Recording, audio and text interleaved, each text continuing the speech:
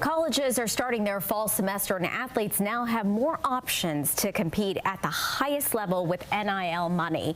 But there's a disparity among student athletes that's led to a string of lawsuits against the NCAA. In fact, 10 of them just filed their suits here in Louisville Wednesday. Wave News reporter Mark Stevens says they're asking for more eligible years and a chance to transfer. These 10 athletes all graduated high school in 2022, and they argue that the NCAA is arbitrarily denying them a fifth year of college eligibility while ignoring others who played professionally for a year. From the hardwood to the gridiron to the ball diamond, 10 student athletes are demanding a Jefferson County judge force the NCAA to let them play on.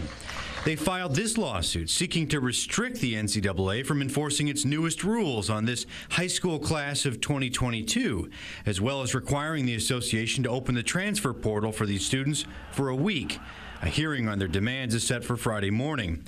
Many of the students say there are roster spots available to them at other schools, but NCAA rules prevent them from even talking to coaches at those other schools. They argue the NCAA is preventing them from getting scholarships and signing new revenue-sharing agreements, even though the association has allowed students who played professionally for a year to return to college.